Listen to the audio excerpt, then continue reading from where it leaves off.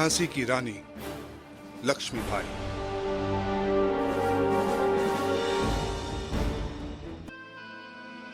मोतीबाई सुंदर होने के साथ ही कुशाग्र बुद्धि भी है।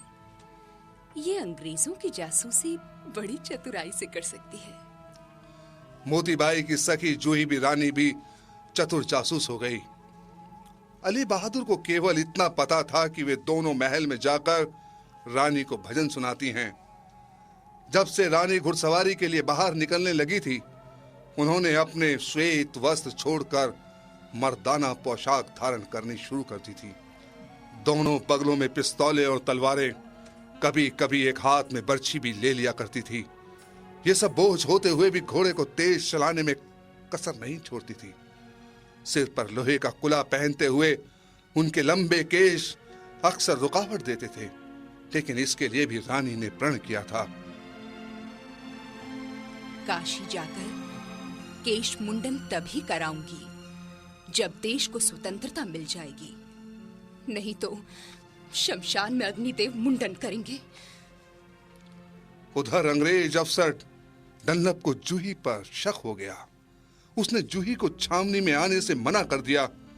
उन्हीं दिनों तात्या टोपे रानी से मिलने रात के अंधेरे में चुपचाप आए। उन्होंने एक पर्चा रानी को दिया।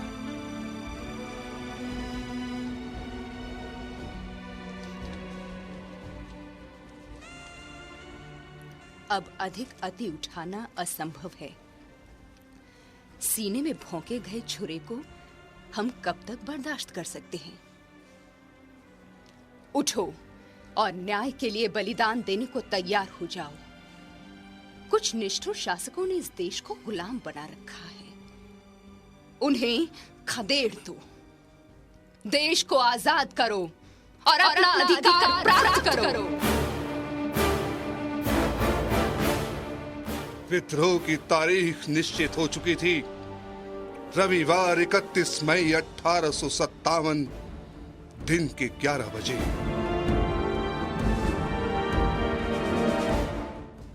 गर्मी आ गई थी। सरोवरों में कमल खिल उठे थे। फसल भी कटकर किसानों के घरों में आने लगी थी। स्वाधीनता युद्ध के 2 चिन्ह तय हो चुके थे, एक कमल, दूसरी रोटी, जिन्हें क्रांति का संदेश फैलाने के लिए नगर नगर भेजा जाने लगा। कमल और रोटी का दौर अभी समाप्त नहीं हुआ था कि नियत तारीख से पहले 6 मई को मेरठ में विस्फोट हो गया।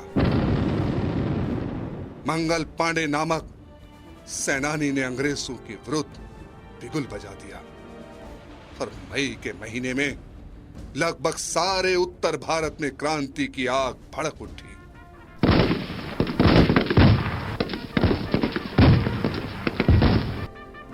झांसी में डनलप को सूचना मिल गई। उसने मुकाबला करने की कोशिश की पर हार गया। डनलप की प्रार्थना पर अंग्रेज औरतों और बच्चों को किले में आश्रय दे दिया गया। उस वक्त डनलप को रानी की धार्मिकता, दयालुता की याद आई। गार्डन कई अंग्रेजों को लेकर रानी के पास गया। क्या अंग्रेज इसी तरह किले में रहते रहेंगे? जब तक हमारी सेना तैयार नहीं होगी, तब तक मैं उन्हें इसी तरह खिलाती रहूंगी। जैसे ही सेना तैयार हुई, अंग्रेजों से हथियार रखवाकर उन्हें किसी सुरक्षित स्थान पर कैद कर दूंगी। उधर युद्ध ने जोर पकड़ा और गार्डन मारा गया। रिसालदार काले खां ने किले के उत्तर पश्चिम कोने पर धावा बोलकर किले में घुसने की जगह बनाई। जब अंग्रेजों ने देखा कि बचने की कोई उम्मीद नहीं है, तब उन्होंने आत्मसमर्पण कर दिया। लेकिन सिपाहियों ने सारे अंग्रेजों को मार दिया। खला खुदा का, मुल्क बादशाह का, राज महारानी लक्ष्मीबाई का। अब रानी दिन रात युद्ध की तैयारी में जुट गई। नए शस्त्र तैयार किए गए। तोपची गुलाम गोश्त खां ने 2 दिन के भीतर तोपों को ठीक कर दिया। जनरल रोज ने झांसी पर धावा बोलने की तैयारी कर ली थी। उसने रानी के पास एक पत्र भेजा। आप अपने दीवान जवाहर सिंह दीवान रघुनाथ सिंह, कुंवर खुदा बख्श और मोतीबाई के साथ निशस्त्र चली आए, अन्यथा कठोर और भयंकर परिणाम के लिए तैयार रही। अली बहादुर के वफादार नौकर पीर अली ने अली बहादुर के भागने के बाद रानी की वफादारी का ढोंग इतनी अच्छी तरह रचा था कि सब उस पर विश्वास करने लगे थे। इसलिए जब रानी ने जनरल रोज के दूत को अपना उत्तर सौंपा तो पीर अली ने भी दूत के साथ जाने की आज्ञा मांगी। सरकार की आज्ञा हो तो मैं अंग्रेज छावनी का भेद ले आऊं कि कितनी और कैसी सेना है, कितनी तोपें हैं और वो लोग किस ढंग से झांसी पर आक्रमण करेंगे। सरल हृदय रानी ने पीर अली पर विश्वास कर उसे जाने दिया। जनरल रोज से मिलने पर पीर अली ने झांसी के सारे गुप्त राज रोज को बता दिए। पीर अली किस तरह अंग्रेजी सेना की सहायता करेगा ये भी तय हो गया। तो रानी क्रांतिकारियों से मिलकर स्वराज्य की तैयारी कर रही है। झांसी को तो कुचलना ही होगा। मंगलवार 25 मार्च के दिन रोज ने युद्ध की आज्ञा दी और गोलाबारी शुरू हो गई। गोले का जवाब गोले से दिया जाने लगा। दिन में पुरुष तोपची किले से गोलाबारी करते थे, रात में स्त्रियां। इससे अंग्रेजों की पूर्व दिशा में स्थित तोपें ठंडी पड़ गईं। रानी ने कालपी से तात्या को सहायता के लिए बुलाया। संदेश देने का काम किया जूही और काशीबाई ने।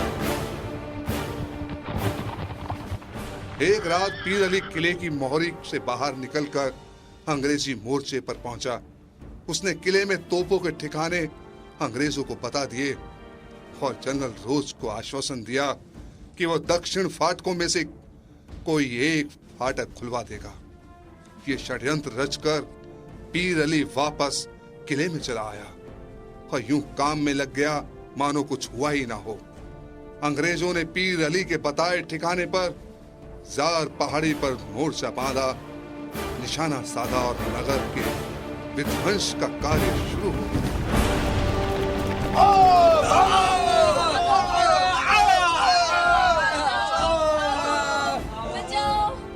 बड़ी संख्या में लोग मारे गए और घायल हुए।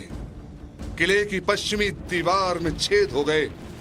नगर का हाल सुनकर रानी को बहुत दुख हुआ। गुलाम घोष ने भी बदले में तोपों के मोहरे बदले, निशाना बांधा और इधर गोला दागा, उधर अंग्रेजों की फटी तोपें दिखाई देने लगी। अंग्रेजों के पश्चिमी मोर्चे का विध्वंस कार्य बंद हुआ।